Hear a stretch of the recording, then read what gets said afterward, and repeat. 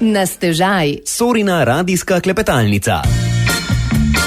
Ja, dobrodošli na valovih Radia Sora, dobrodošli v Sorini radijski klepetalnici Na stežaj, v kateri bo tokrat dišalo po sveži kavi, ki jo bomo kuhali v družbi Martine Čuk iz Fine kave, premične kafetarne in majhne pražarne sveže kave, kakovostne kave, ki zadiši in očara ter osvoji še tako strastne in zahtevne kavopivce. Martina Čuk, dobro jutro, dobrodošla v našem studiu, kako si? Ja, dobro jutro, super, hvala za povabilo. Z velikim veseljem. Po kavi bo zadišalo danes, kako strastna kavopivka pa si sama. Zelo. Kaj to pomeni? Koliko kav na dan? Kar veliko. Dobro, ne bova preveč na glas razglabljali o tem, da naju kakšen zdravnik ne bo potem preganjal, da pretiravava. No, zdaj, če začneva kar s kavo. Stavek, a greva na kavo, je menda eden najbolj usodnih stavkov v našem življenju. Tudi zate, kako se je pravzaprav začela ta tvoja navezanost, povezanost oziroma lahko rečeva kar ljubezen do kave? Leta 2004, torej 20 let nazaj, sem začela delati v gostinstvu. Vedno smo dajali velik poudarek na pripravo kave. Zato sem se pol kasneje tudi sama odločila, da naredim razne certifikate in tečaje. Vmes sem spoznala veliko ljudi, ki se ukvarjajo s kavo in veliko znanja, s katerim sem pol v bistvu naredila tečaje, kjer sem gostince učila, kako pripraviti espresso in ostale tople napitke. In imela sem možnost ali pripravljati kavne napitke z komercialno kavo ali pa specialty kavo. Seveda, da sem se odločila za specialty kavo. Bila je pa samo opcija, ali se povežem z nekim drugim mikropražarjem v Sloveniji, ali pa začnem pražiti sama. In so mi v bistvu ostali pomagali pridobiti znanje in veščine, da sem lahko pražarno odprla tudi sama. In pred 20 leti začela pražiti kavo. Kako zahteven proces pa je praženje kave, da iz tistih zrn dobimo tole omamno dišečo tekočino, ki poživi in prebudi vsako jutro znova? Za samim praženjem je veliko znanja, ki ga je treba v bistvu obvladati, preden se lotiš praženja. Sploh pa v bistvu ni samo praženje, ampak celoten proces od farmerja do mikrolege, ki je kava pridelana, do sorte, do samega prevoza, skladiščenja, kmetovanja in na koncu praženja.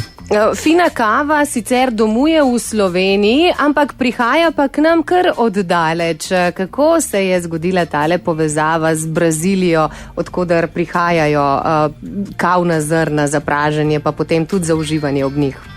Kava je eksotična rastlina, kar pomeni, da ne rase v Sloveniji. In moja kava prihaja iz Brazilije, ker je moj prijatelj med farmerji na gorovju Caparao in v bistvu mi on pošlje kavo do Cerkna. In kako je zdaj videti tole kavno pošiljanje? Kako se je pravzaprav sploh začelo z izbiro pravih kavnih zrn? Treba je kavo ločiti po različnih sortah, zvrsteh. Kako si ti zase našla tisto pravo, res najbolj fino? Vsako leto v bistvu priredi cupping, kjer pokaže različne kavne sorte in jaz sem se izbrala v bistvu kolektivo. Kaj to pomeni? Kakšna kava je to? To je v bistvu mešanice Red Cat Vibe pa Bourbon. To je v bistvu podsorta od arabike. Če zdaj to poveva za vse nas, ljubiteljske kavopivce, kakšen okus ima ta kava, kakšno življenje, kakšne arome nam prinaša? V bistvu nima visoko vsebnost kislin, ima tako lahko telo in ima v bistvu okus po karameli pa po vaniliji. Tudi v kavi se torej lahko čuti različne podokuse. Kaj vse? Karamela, vanilija? Ja, kava je sadež, kar pomeni, da v bistvu teh stvari ne dodajam jaz v kavo, ampak to so karakteristike, ki jih sama kava ponuja. To je ravno tako, kot ko mi gremo v trgovino kupiti jabolka, ker točno v bistvu razločimo različne vrste sort jabolk, ravno tako grozdje, ravno takoj pa pri kavi. In potem se na podlagi tega kavi verjetno prilagajajo tudi dodatki. Kako je z njimi? A je kava ta prava samo tista čisto črna in taka grenka ali dopušča tudi dodajanje česa še zraven? Tu sama nimam nobenih predsodkov, v bistvu vsak naj pije kavo, kakršno si sam želi. Kako pa je pravzaprav s kuhanjem kave? Ne? To je za nekatere tudi ta prava, lahko rečeva, znanost. Marsikakšne gospodinje se kdaj med sabo pogovarjajo in pregovarjajo, kako se prav kuha kavo. A se najprej zavre vodo, pa da kavo noter, a se zavre vodo, pa polije kavo, ali se da kavo v mrzlo vodo, pa premeša, pa potem zavre? V bistvu za samo pripravo turške kave je 1001 način priprave, kar pomeni, da v bistvu tudi vsak let izberejo svetovnega prvaka o pripravi turške kave in vsako leto se v bistvu ta svetovni prvak kavo pripravi na drugačen način. In glede na to, koliko mi enih stvari gledamo po telefonu pa po računalniku, se mi zdi, da skoraj premalkrat pogledamo, na kakšen način se pripravlja recimo turška kava, glede na to, da jo vsak dan pijemo in pol sprobaš. Jaz sem začela si meriti količina vode, temperatura vode, sama gramatura kave in pol sem sama ugotovila, kaj zame najboljši način priprave turške kave. In kako lahko iz kave potem potegneš tudi tisto največ, ne? Da se okusijo vse tiste arome, podarome in tisti okusi, ki smo jih že prej omenili, od karamele do svežine citrusov in še česa. Ja, ima pa vsak način priprave v bistvu čisto drugačen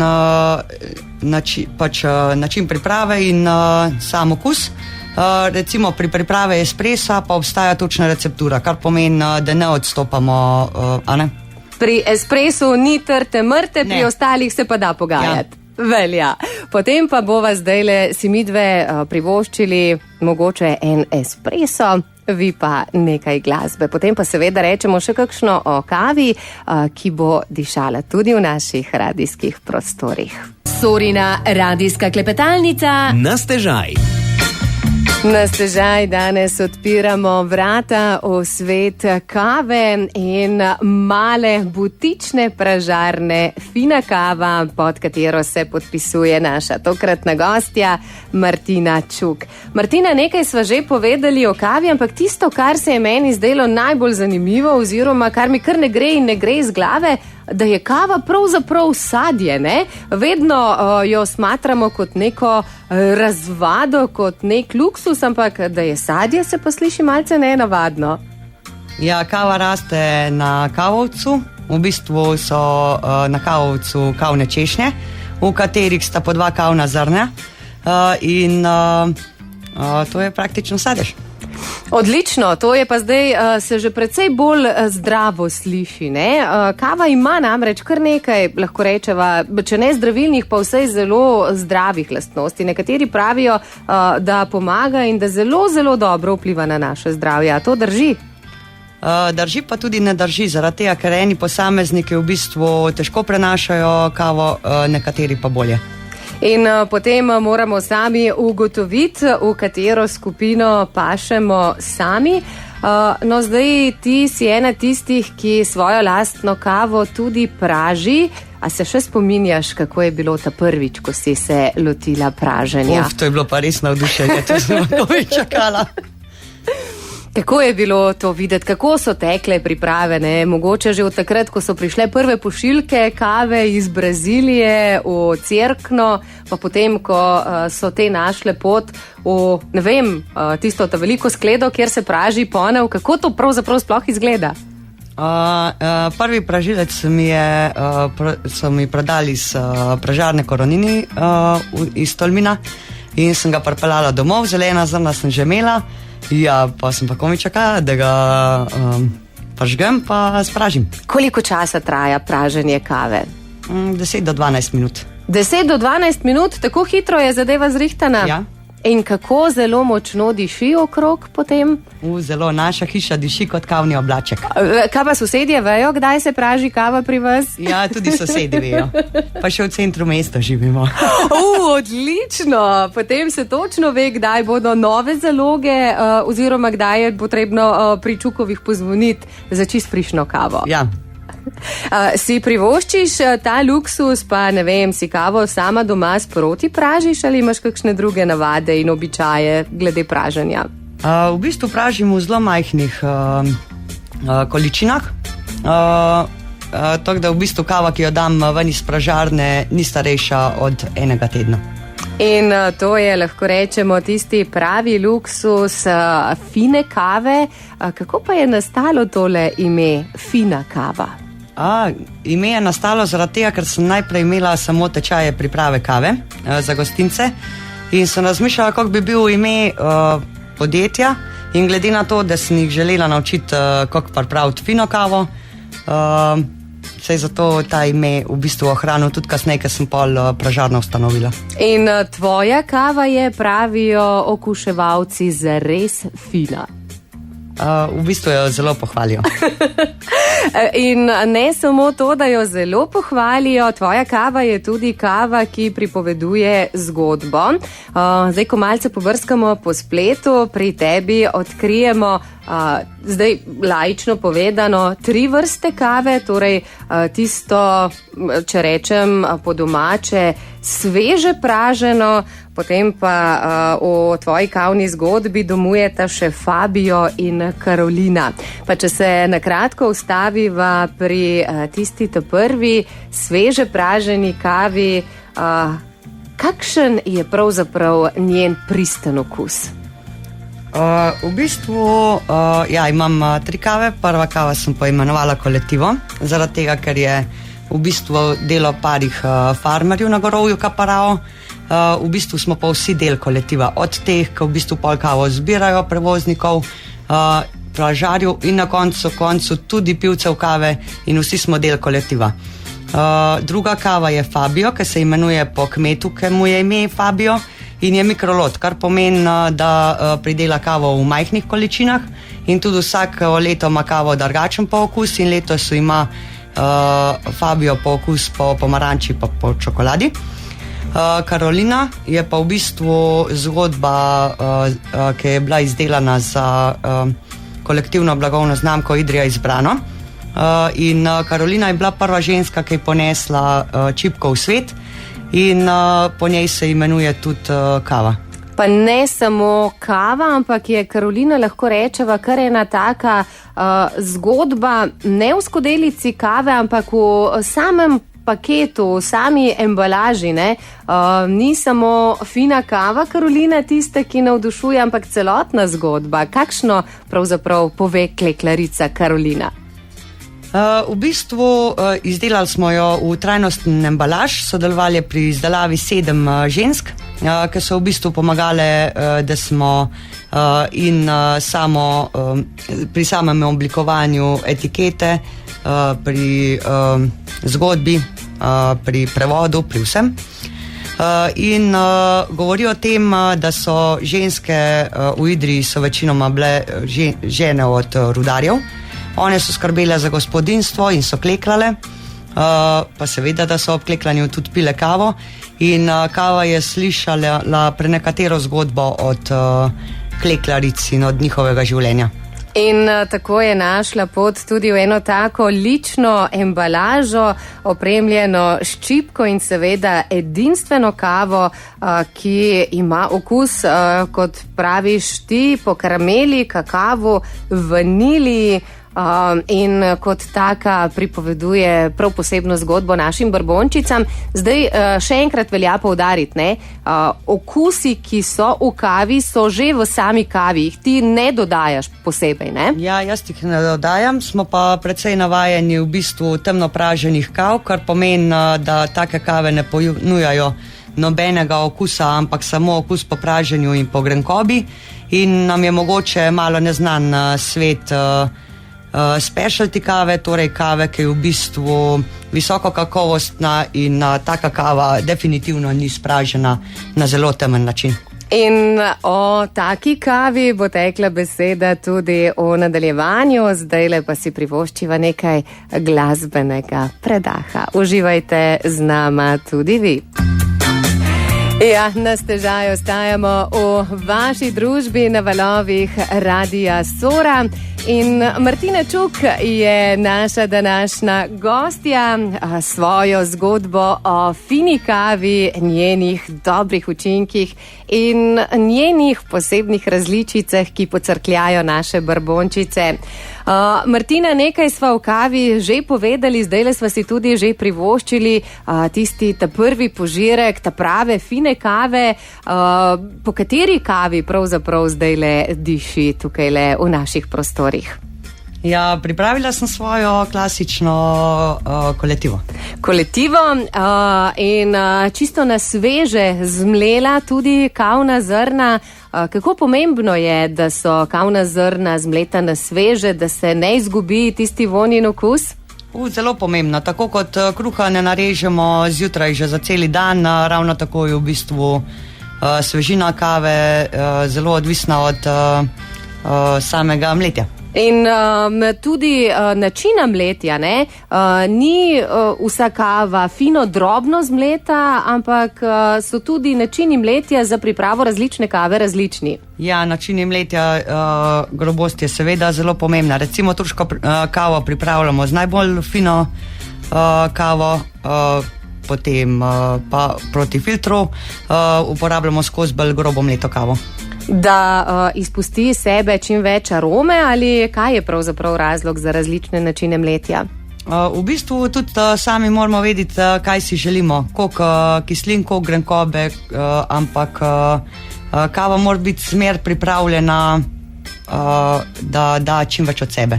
In da poskrbi za to, da nam da čim več energije, da nas prebudi, da nariše nasmeh na obraz.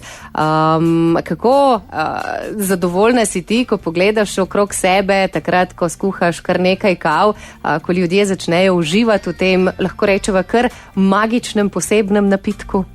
Jaz sem že prej komi čakala, da je bila ura 7 zjutraj, da sem odprla gostinski obrat, pa da sem pedenčkala tele svoje možakarje, ki so prišli zjutraj na kavo. In tudi zdaj, v bistvu, gostinci imamo veliko možnost razvajati svoje goste in na koncu smo del njihovega življenja. Tako, s prvo jutranjo kavo pa tudi, lahko rečemo, ustvarjalci boljših, lepših juter in pozitivnejših začetkov dneva. Ja, se strinjam. No, zdajle, če sva že pri začetkih, pri prvih stvareh, pri prvih zgodbah, mislim, da so povsem na mestu tudi čestitke, ne? Prva z nacionalno poklicno kvalifikacijo barista si. Drži to? Ja, pred nekaj dnevi sem dobila potrdilo, da sem v bistvu prva edina v Sloveniji, ki ima nacionalno poklicno kvalifikacijo, kar pomeni NPK. Kar nekaj pomembnih mejnikov si s tole svojo kavo že naredila, kar nekaj takih uspešnih korakov v svetu gostinstva. No, med drugim tudi v eno tako zanimivo skupno zgodbo večjih gostincev oziroma večjih ponudnikov gostinskih storitev. Pred časom ste pognali projekt z naslovom Gostilne kot nekoč, del katerega je tudi fina kava. Martina, kako se je pa zgodila tale ideja? Ja, mi smo v bistvu poimenovali oštarije kot kodi, v bistvu v cerkljanskem narečju. Mi smo v bistvu sodelovali s pivovarno Zajc in Klatež gostilnico skupaj v Pasicah, to je v bistvu na vstopni točki pred bolnico Franjo in ustvarilo v bistvu zelo prijateljske take odnose in potem smo govorili, kaj če bi v bistvu odprli te starejše gostilne, ki so že 30 let zaprte, ki imajo zelo lepih spominov hranijo, pa dogodivščin in pa smo se v bistvu kar lotili raziskovati najprej cerkljanske in poiskali 4 take gostinske obrate.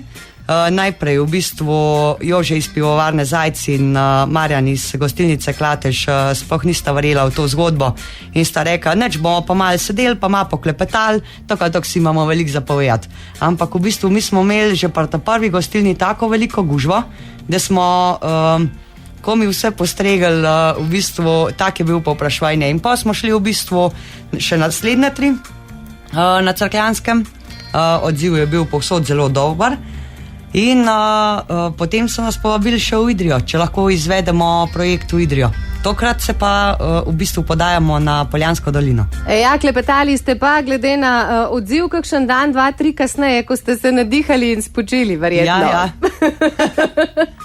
Ja, super, se veselimo tele uspešne zgodbe tudi na Poljanskem koncu. Prav prihajajoči konec tedna bo za vas prvič odprl vrata ene od lokalnih gostiln tudi tukaj na našem koncu. Kaj vas je peljalo v Kopačnico? Ja, v bistvu mi se čez Kopačnico kar velikrat vozimo v bistvu iz Cerkna proti Škofji Loki in se vedno peljemo v bistvu mimo gostilne pri Ferdotu. Jaz osebno se jo sicer ne spomnim, zaradi tega, ker se je gostilna zaprla že leta 1990, kar pomeni, da je zdaj 34 let, odkar je gostilna zaprta. Ampak bo zdaj odprla svoja vrata in verjamem, da privabila veliko radovednežev, ki jih zanima, kako je notranjost ostala enaka. Veliko takih, ki se bodo spominjali svojih obiskov pred leti. Kakšno pa je pravzaprav vzdušje o teh za en dan odprtih gostilnah, takrat, ko odprete svoja vrata? Verjetno je že gužva pred njimi. Ja, velikokrat ne pridejo zaradi nas v sam gostinski obrat, ampak v bistvu zaradi same gostilne, zaradi samih gostilničarjev, ki so kreirali zgodbo in vasi in same gostilne in v bistvu pridejo podoživljati same spomine in zgodbe, ki so jih tam doživeli. In v njih uživali. Kaj novega ste morda o gostilnah, o življenju na Cerkljanskem in Idrijskem že izvedeli o prvi 8 odprtih gostiln? Ja, v bistvu se je gostinstvo z leti kar precej spremenilo. Zaradi tega, ker takrat so v bistvu gostinci večinoma delali v družinskem krogu, mogoče za večje, recimo pogostitve so povabili tudi koga drugega za pomagati. Drugače so pa gostilničari delali približno 7 dni v tednu in so ponavadi gostilne bile združene s trgovinsko dejavnostjo in veliko vlogo so imele pri samem povezovanju vasi. Te gostilne niso bile narejene zaradi tega, da bi ne vem kakšne dobičke kovale, ampak v bistvu so s tem, ko so se začele zapirati gostilne po vaseh, tudi vasi izgubile precej veliko vrednost. In precej tega družabnega življenja, ki se je na žalost vseh nas preselilo v virtualni svet, na splet. Včasih pa so se vse te novice, ki so zdaj objavljene na Facebooku pa na Instagramu, širile prav v gostilnah med temi debatami, med kosili, med kakšnim kozarčkom rujnega pri kakšni dobri kavi. Ja, točno tako. Ampak ti odnosi so bolj pristni kot odnosi prek družabnih omrežij. In slednje boste zdaj spodbujali tudi v Poljanski dolini, glede na to, da sama prihajaš iz Poljanske doline, bo imela zdaj tale poljanska zgodba kaj dodatne teže, morda kaj več nostalgije? Mogoče ja. Sicer jaz sem že večkrat pol življenja živim v Cerknem, tako da velikrat rečem kar, da sem iz Cerkna doma. So pa moji starši doma iz srednje vasi in pri njih se rada ustavim. Lahko pa povem, da v bistvu tudi pri nas doma v srednji vasi je bila toliko let nazaj gostilna, tako da v bistvu pod projektom Oštarije kot Kodi se bo odprla gostilna tudi v srednji vasi. Odlično, pa smo izvedeli še eno informacijo, ki je do zdaj na spletu ostala skrita. Kdaj bomo lahko obiskali gostilno pri Ferdotu, kaj nam bodo ponudili, kako se vanjo lahko odpravimo na obisk in kako bo s kavo, ki jo bodo tam postregli, pa izveste, če ostanete še naprej v naši družbi. Ja, takole odpiramo vrata na stežaj, da danes tudi po Škofji Loki diši po fini kavi, za katero skrbi naša današnja gostja Martina Čuk iz fine kave, premične kafetarne in majhne pražarne sveže pražene kakovostne kave. Ja, kaj naj rečem drugega, kot res je odlična in prav prijetno poboža brbončice, pa tudi poživi. Zdaj, Martina, midve sva prej ostali nekje pri projektu gostilne kot nekoč, ki zdaj prihaja tudi v Poljansko dolino. V Kopačnici bo odprta prva, druga v Srednji vasi. Še nekaj pa je pri tem zanimivega. Gostinci, ki ste se povezali, na obisk gostilne vabite v pohodnih čevljih. Zakaj? Zato, ker so včasih gostilne obiskovali ob nedeljah po maši, zmeri so prišli peš in glede na to, da zmeri gostilno odpremo na sončno lepo nedeljo, v bistvu je to čudovit dan, da se z družino odpravimo na nek pohod in se na kosilo ustavimo potem v tej gostilni. Tako za tiste jutranje navdušene pohodnike, ne, odprete ob 9, ujamete pa tudi tiste, ki imajo raje popoldanske sprehode. Ja, gostilne so odprte od 9 do 17 ure in je v bistvu urnik, ki lahko čisto se ujamemo. Zdaj, če so gostilne kot nekoč, to pomeni, da kakšne posebne rezervacije niso potrebne, kot smo jih navajeni dan današnji? Ne, rezervacije niso potrebne. Je samo dovolj, da pridejo in z dobro voljo poskrbijo za tisti pristen utrip. Če kdo deli kakšno zgodbo iz tistih časov, pa ni prav nič narobe, ne? Ne, to je v bistvu super. Ravno te zgodbe čakamo.